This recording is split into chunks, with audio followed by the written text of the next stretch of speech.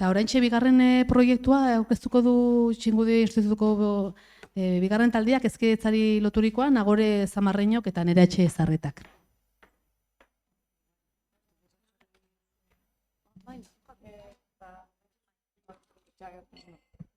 Txandak egingo dugu. Eta igual sartzen gara ja zaita.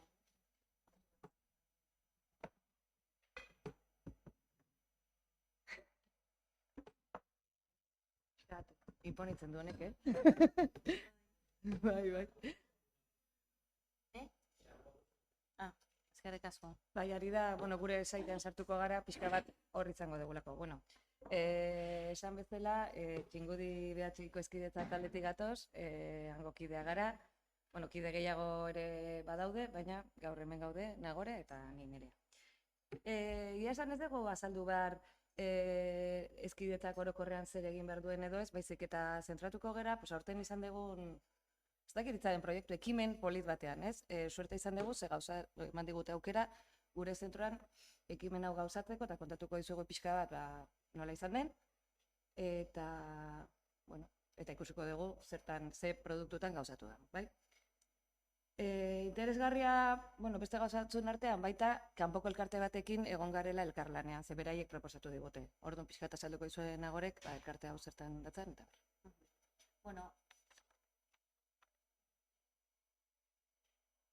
ekimen honetan bai, Nereak esan duen bezala parte hartzeko proposamena parean elkartetik jaso genuen. Elkarte hau 2015 urtean sortu zen, eta bere helburu nagusi bat da emakumeen, etorkinen eta adinekoen ongizatea proiektu berritzaileen bitartez bai garatzea. Proiektu horretan badago eta hala ez bazan proiektua gain aurkeztuko duguna, eta baita ere bat kutxa magikoa. Kutxa magikoa, agian gero momentu batean bai, denbora baldin badago azalduko dizuegu, eta bertan da Irungo emakumeen kaleen izenak bai, bide lagun bezala, ez elkartaren bitartez, eskolara eramatea eta ikasgeletan, bai, emakumeen izenak. Bai, hori da, jartzea, txertatzea, eta horretarako ez, gonbidatu genituen emakumeak hemen ikusten den bezala, eta bertan egon ziren elkarlanean gure ikasleekin, eta bigarren DBH-ko bai, gela batzuen izenak, berai emakume Irungo kaleen izenak bai, hartu dituzte.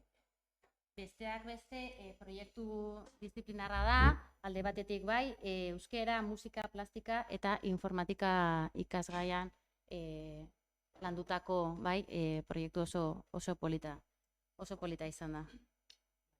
Pixka bat itzuli zala eta ala ez bazan, eta ala ez bazanera, ekimen honen ardatza, da, ipuin tradizionalek transmititzen dituzten balio horiek, pixkat, zalantzan edo hausnarketa bat sortzea hauen inguruan, bai? Gaur egungo ikuspuntua edo begirada txertatuz edo sustatuz. Hortarako zer egin zen edo zer proposatu ziguten? Txanogorritxuren ipuinean oinarritutako antzezlan baten bidez, hau aurkeztea gure ikasle batzui, aukeratutako ikasle batzui, bikoteka eserita hauek, ezta? Eta hauek ipuin hori edo antzeslan hori aurrera zijoanean zituzten erreakzioak grabatzea. Eta gero, bukaeran, galdera batzun bidez, hausnarketa hori sustatzea beraiengan, ezta? Hontarako, barkatu, ideia honen jatorria, Kataluniako beste ekimen baten dago, izena duela Cambia el Cuento, eta gure ikastetxean izan zen egokitzapenean, holtzara eramateaz arduratu zirenak izan ziren Patata Tropikala antzerki laborategi. Hontarako, aukeratu genituen ikasleak izan ziren bigarren, hirugarren eta laugarren mailako ikasleak. Izan ere, pentsatu genuen agian lehenengo mailakoak oraindik hausnarketa batzuk egiteko, ez dakit gero pertsonan arabera da askotan, ezta? Baina iruditu zitzaigun printzipioz hobe izan zitzake, aproposagoa, ez dakit. Gainera bereek zate ziguten kopurua ja mugatuta genuen, 20 ikasleak izan behar zuten, bikoteka eta bar. Aukerak eta hau egiteko garaian, hainbat irizpide kontutan hartu genituen, baina egia da, behin eta berriz aipatu den bezala, gure inguruan Irunen, euskararen erabilera ez dela oso, nahiko, ez dago momentu oso honean nola esategatik. Orduan, bai, baldintzatu zigula beste gauza batzun aurrean, euskararen mailak. Ze, karo, ikasle hauek ulertu behar dute alde batetik ondo antzezlana, eta gero gai izan behar dire adierazteko ezakit, argitasunez eta zuzentasunez beraien burutik zer pasatzen den, bai? Gero beste aukerak eta baita sentsibilitateak eta bar, pixka bat anitza izan dadin, ez denak berdina pentsatzen dutenak, beti egia da aukeratzeko garaian kontutan izan genula, agian gai hauen aurrean sentsibilitatea duten pertsonak, baina baita beste batzuk ez dutenak bereziki adierazten, ze bestela pixka sesgatu egongo litzateke, ez? Eta, barkatu, txuletila behiratzen dudala, hori izan zen pixkat prozesua, eta, bueno, bideoa grabatu zuten. Bai, eta orain zuekin partekatuko dugu, bai, Nereak komentatu guztiaren emaitza. Gozatu, 6 minutu dire.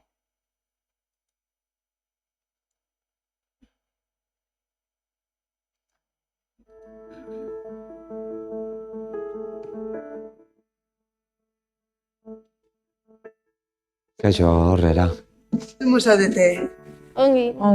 Egingo dugu antzerki txikitxo bat eta gero galdera batzuk egingo dizkizuegu.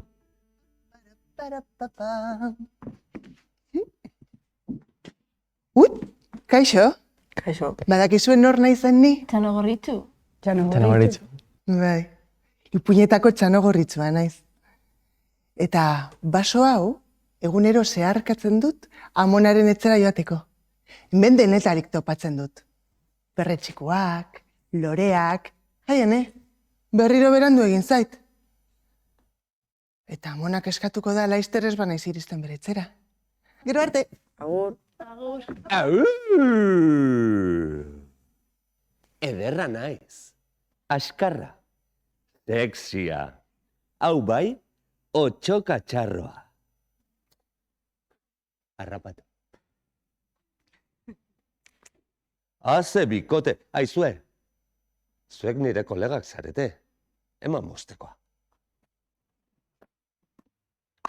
Zuen laguntza behar dut. Orain dator, Txanogorritxu nirekin topo egiten duen estena zoragarri hori. Baina badakizu zer gertatzen den? Dagoeneko Txanogorritxuk nire taktika guztiak ezagutzen dituela. Eta noski, badaki engainatu egin behar dudala. Baina zuek, esaten badiozue biderik laburrena hori dela, sinestu egingo. Lagunduko didazue? Bai. Ei, uste dut badatorrela. Banoa izkutatzera.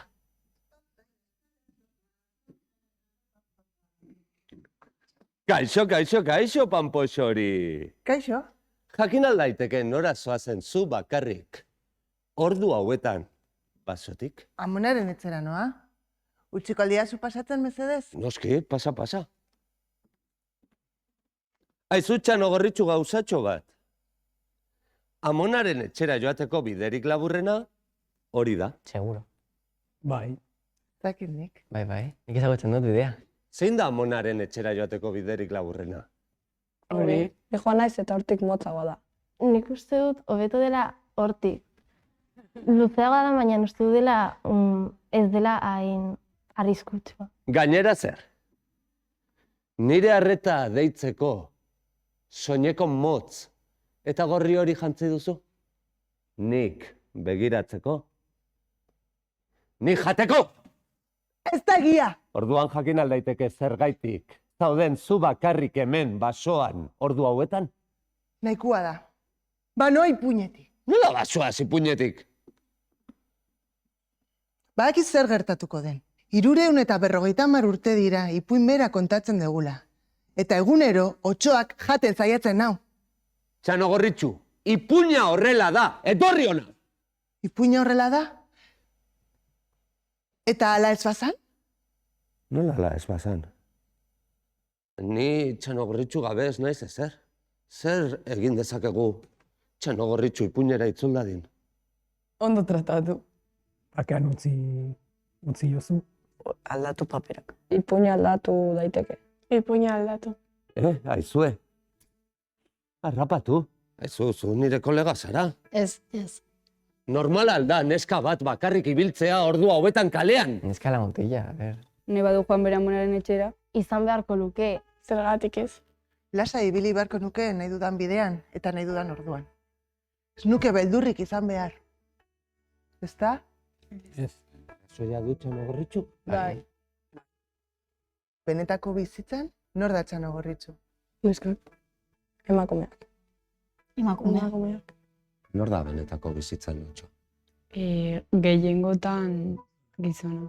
Kasu gehienetan gizona. Noizbait beldurra sentitu duzu? Bai. Bai. Bai. Bai. Bai. Pilo bat. Bai. Nik ez. Ni ez. Bai. Normalean ez. Konturatu altzineten noizbait Txano Gorritxuren ipuinaren atzean gordetzen den mezuaz. Ez. Inoiz. Izan galdetu nion amari zergatik otsoak molestatu behar zuen Txano Gorritxu. Pelikula guztietan beti, ez guztietan, normalean, gertatzen da hori. Eta beti la biktima da neska. Normalean, printzipeak salbatzen du printzesa. Estereotipoak aldatuko nituzkenik, zeren beti da emakumeak zerbait uzten duela gizonarengatik. Neskek ez sentitzea beldur gehiago kaleetan, ze da bizizaren tokia, eta bizizaren tokian ezin duzu beldurra pasa. Bueno, inon, pero gutxiago bizizaren tokian. Berdin duela neska da mutila izan, beti joan barzarela lasai. Nahi duzun tokitik. Euskarak kenduko dut orduan? Bai. Guztia.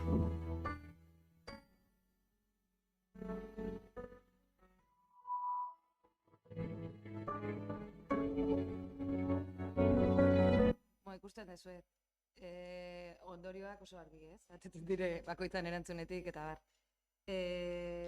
Grabaketa eta gero, polita izan zen, editatu zutenean bideoa, parean elkartekoak eta baita Patata Tropikaleko kideak ere etorri zirela eskolara, eskolako aretora, hau aurkestera, bidea aurkestera. Eta orduan, parte hartu zuten ikasleak, ze ikasle guztiak ez ziren ez gara sartzen aretoan.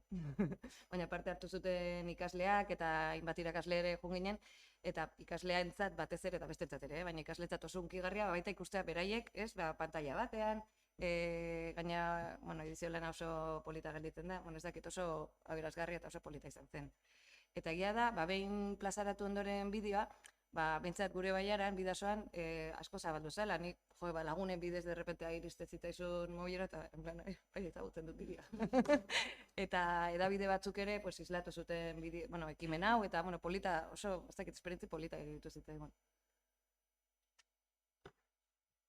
Bai, nereak esan duen bezala oso hunkigarria izan zen, hor bertan aretoan partekatu genuen eta bizi genuen momentu hori ikasle, irakasle, gure eskolako komunitatea osoa, oso eskertua gaude, laburbilduz oso proiektu polita izan da, oso hunkigarria, oso aberatza zentzu askotan, eta oso eskertua gaude parean elkarteari horrelako aukera emateagatik.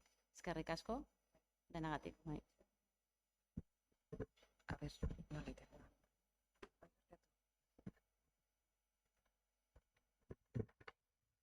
Hemen parean elkarteak Irungo udaletxearekin batera egin zuen beste proiektu bat, eta helburu izan zen DBH-ko lehenengo mailako ikasleek ezagutzea emakume irundar, garrantzitsuenak, deigarrienak, eta horretarako antolatu zuten Irungo kaletan zehar ibilbide bat.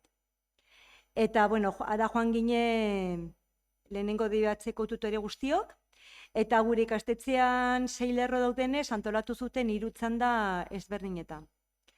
Orduan, ibilbideak iraunzun gutxi gorabehera ordu terdi, atera ginen udaletxetik eta itzuli ginen leku berera.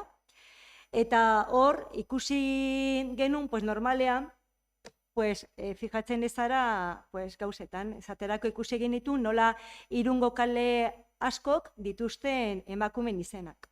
Bai, baina inork ez daki, edo oso jende gutxik daki nortzuk diren emakume horiek. Orduan, azaldu zizkiguten emakume hauei buruzko biografia txiki bat, zergatik ziren garrantzitsuak eta zein zen zuten protagonismoa.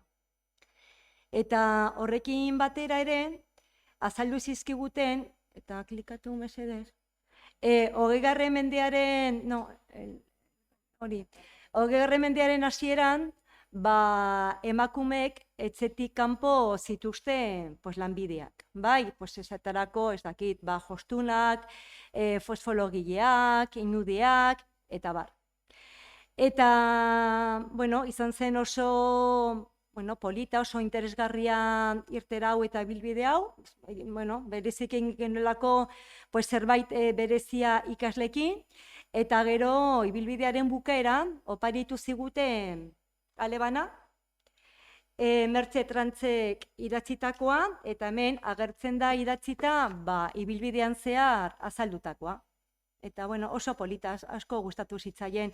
Eta egin genuen, bueno, martxoaren 8 aste horretan. Eta hori da, guztia.